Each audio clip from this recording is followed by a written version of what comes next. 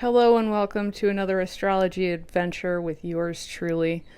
I am excited to answer a question that I was asked by a good friend of mine, which is, what does it look like when someone becomes super famous pretty fast? And so I have here the chart of Barack Obama, so you get to listen to me be uncomfortable talking about politics because I was raised in a household where we weren't supposed to talk about politics ever, so I just learned not to do it. So heed my discomfort, let it soak into your bones. But in this case, it is Obama when he gave this speech at the Democratic National Convention in 2004 that made people really begin to take notice of him. And it's a similar situation to somebody who just like quickly gets famous overnight for doing a thing. We see a lot more of this nowadays, but we don't always get the birth charts of people involved. And guess what? Just feel the political discomfort. We do have this man's birth certificate, and this chart also works, so everybody shut up. Not that that's still a question, but it was, and I remember it, and I won't say anything else. Okay, so here's the sky at the time of this speech. And so the basic answer to this question is that you would expect to see the chart of the person, what I call lovingly, quote unquote, lit up. So when somebody's chart is lit up, and I have said this in readings before, and I will say it in readings again, what you expect to see is traffic. You just expect a lot of stuff happening at once, which is what is going on here. And I will point to the somethings and give you a basic sense of what you would expect, as I do, because this is how people are going to learn astrology, or you're going to get more familiar with it, which I love to do. But the point here is whenever you have a lot of stuff happening in your life, there is also a lot of stuff happening in the sky.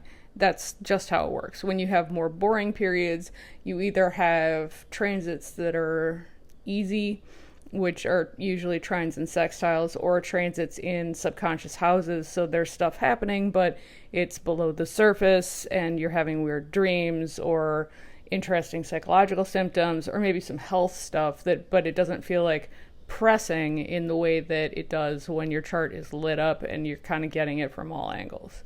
So I was thinking about how to weight these transits that he has going on, and please remember that this is the regular sky. This isn't my method for showing you exact transits. I did do that before beginning to make this, so I can speak to that a little bit about what I personally care about the most, and I think is the most important here. So these transits are not exactly correct mathematically, and you know my passion for that by now, but that's not going to stop me from talking about them, so here we go. The biggest, most important thing that Barack Obama had going on in 2004 was he had this, it was a waning transit from Neptune here in his 12th house to his sun. For the most part, I will rank things, if you have a Pluto transit, that's going to be heavier than a Neptune transit. Neptune's going to be heavier than Uranus. Uranus is going to be heavier than Saturn, just in terms, because it's in terms of duration and also feelings. So Neptune feelings are really somewhat nebulous, but what it does is, when it's a transit to your sun, which is why I think it's the most important, because your sun is your ego, your sun is your purpose for living, your sun is your mission, your sun is your goals. Something nebulous is opposing this man's sun in 2004, and some goals are getting rewritten. Some of his dreams, because this is a 12th house transit, were dying. Some of the things that he thought he would achieve in life, he found that he either didn't care to achieve anymore, or they transitioned into new dreams. That's what happens with Neptune. So people say Neptune is neutral. Maybe I will get to a place in life where I agree. I don't know that I will, but in this case, because it hurts when your dreams die, but they get replaced by new dreams, and sometimes, especially with Neptune in the 12th house, which is its natural house, the dreams are weird. So to give a speech and then have people begin to say, oh, you could be the next president, that's weird, right? I mean, he was, before this speech, obviously he was in politics. Obviously he was going places. The thing about being from the Chicagoland area is that people of a certain generation love to say the I knew him when. So I had a boss at my first job who took a class taught by him at the University of Chicago in the 90s. And she talked, she really spoke fondly of him. But a lot of people have that kind of a story of like, I saw him, I talked to him, I interacted with him, and they feel special for being able to say that. So it wasn't that the man wasn't going places, and perhaps it was the long-term goal to become president, but it could have been a like, wait, now? You want it now, right? So if it was the 20-year, 30-year goal, and all of a sudden he's doing it within 4, he's doing it within 10, that's going to mess you up. And so they're just like rewriting the dreams of like, family's important to him. All of a sudden he's going to miss large chunks of his children's childhood. His wife, was supportive, but I've read her memoir. It was rough for her. It was rough for him. It was rough for the family. There were a lot of sacrifices that needed to be made, and Neptune loves a sacrifice. So this is an outer planet. This is an outer planet. This is an outer planet. So I just circled Neptune, Uranus, and Pluto. And they're all active. They're all doing something by transit in this chart. What Uranus is doing is it is conjuncting his Chiron and opposing his Pluto. What Pluto is doing, and this is something that a lot of people miss when they're new at astrology, is it is sextiling his ascendant and trining his descendant, so that some personal change as well as relationship change. That it's a trine and a sextile, but it's Pluto, so it might be felt harshly. It kind of depends on where you're at in your life.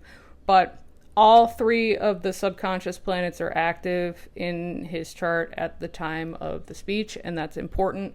That is the type of thing that will catapult you into national or global spotlights.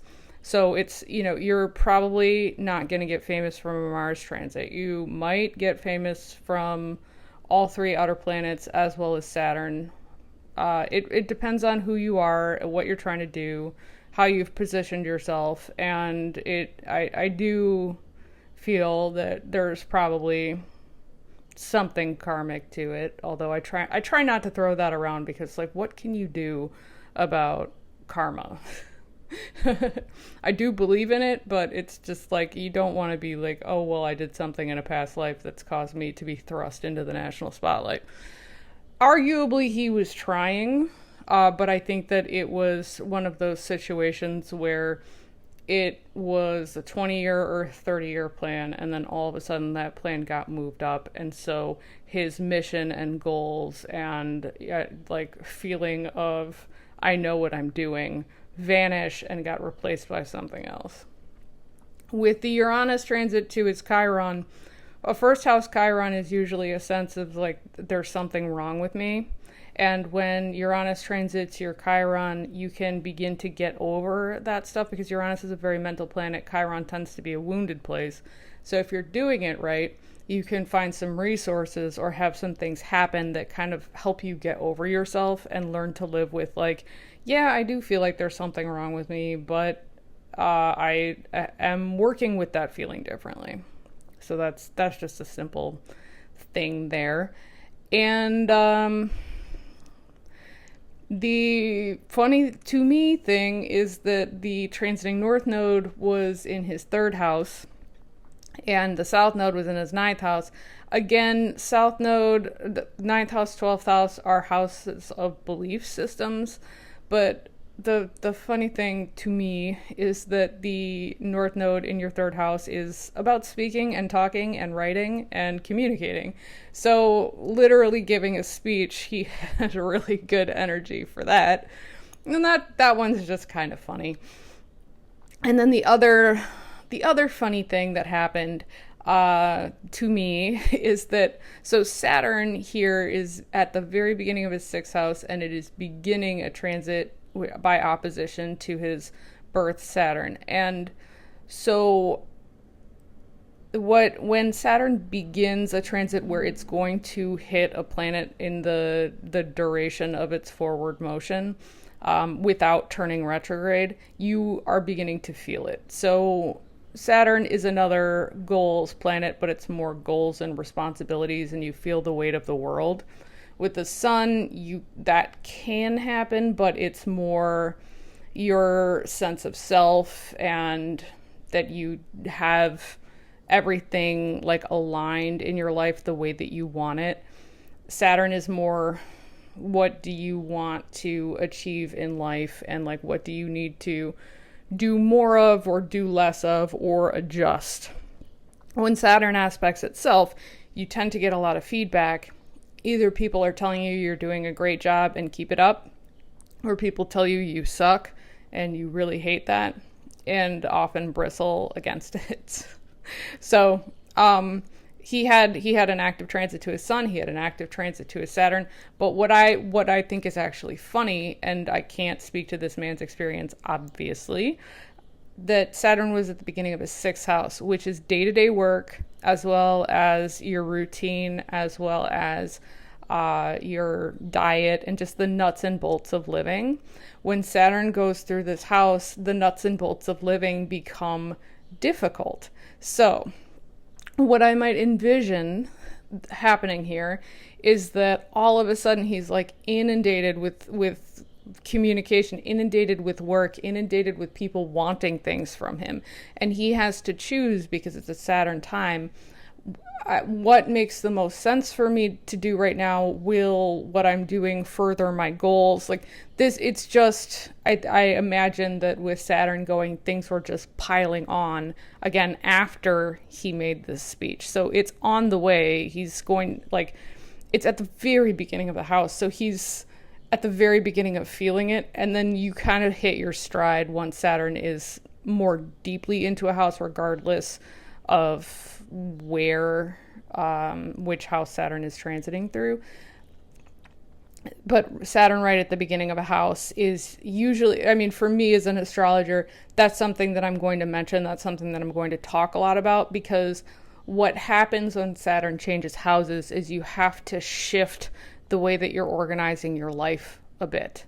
And it depends on which house it is. So if I was just reading for a regular old person about Saturn in the sixth house, it would be, you're going to have to decide in your day-to-day working, in your day-to-day job, whether what you're doing is efficient. If you're wasting time, you might have some problems with coworkers, and you have to make adjustments to what you're doing to get along with them or not.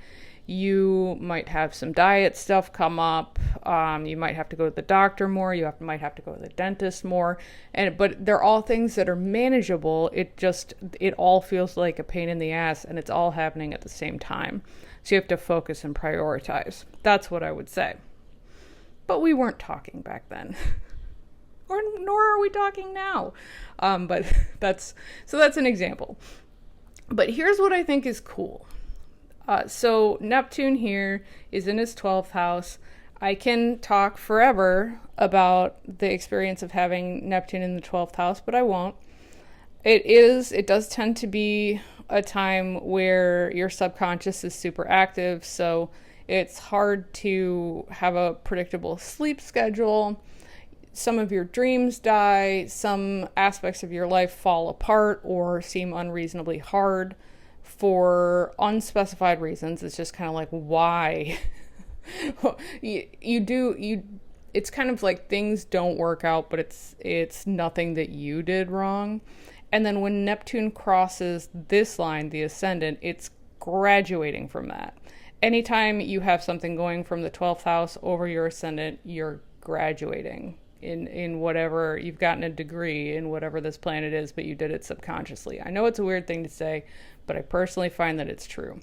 And so the other thing is that you go from subconscious into conscious. So you feel like you have no control in the 12th house and things are overwhelming, and then stuff hits this line, and then all of a sudden it's not overwhelming anymore. You feel that you have control. Feel that you have your feet under you. And so in 2004, there's just an overwhelming response to something that he did to further his goals. But with your sun, something opposing your sun really feels like it's outside you and it's outside of your conscious control. So, what happened between him giving this speech and the Neptune hitting the ascendant line and then going down into his first house? Well, he was talking about what he was going to do in the future. So this is how slow Neptune moved. I went forward a year and it only went forward 2 degrees. Now it's over the line, but remember, these aren't mathematically accurate. So I actually do know, because I'm a dork, when Neptune went over the line for good, and I'm going to backtrack to where it was. And it was about here. So you can see, if we were to do transit math, we would be pretty close. But he announced that he was officially running for president in, I believe, February of 2007. That's what happened. He knew that he was running for president. He had already made that decision. And the funny thing about that is, I knew someone who was very, very close to the campaign, who told me long before he made the announcement that he was running, that he was indeed running. And I had told my boss, who was very politically active in the Democratic Party, my boss did not believe me. And I had to say, like, I have a really good source. I know that this is happening. And I wasn't going around crowing about, like, oh, I know this cool thing. But I did, and it was an unassailable source. And so my boss at the time was a very nervous person and would just appear in my doorway. Is he really going to run? Are you sure? It happened like every 2 weeks. He would come to me with doubt, and I would be like, he's definitely running. But this is in 2006. So he knew he was running. It was just getting everything ready behind the scenes and all the ducks in a row and figuring stuff out. And then he announced when Neptune went over his ascendant line. When Neptune goes over your ascendant, your world changes, whether you like it or not. And also, when it hits the line specifically, you tend to find yourself in new places that feel foreign or have to adjust to a new and different way of living your life, which can be somewhat jarring. So one of the early things that happened when he announced that he was running for president was he got Secret Service coverage really early because he was getting all these death threats. So he had to adjust to that. He had to adjust to being on the campaign trail. He had to adjust to people interacting with him differently. And that was the consequence of him saying publicly, oh, I'm running for president. And then as Neptune pushes further into your first house, as you kind of get over that, you graduated from one way of life into another way of life, but it was a jarring situation. You kind of get used to it, but with Neptune in the first house, you do initiate things to enact or enable a vision, because that's a Neptune term, of something bigger than you.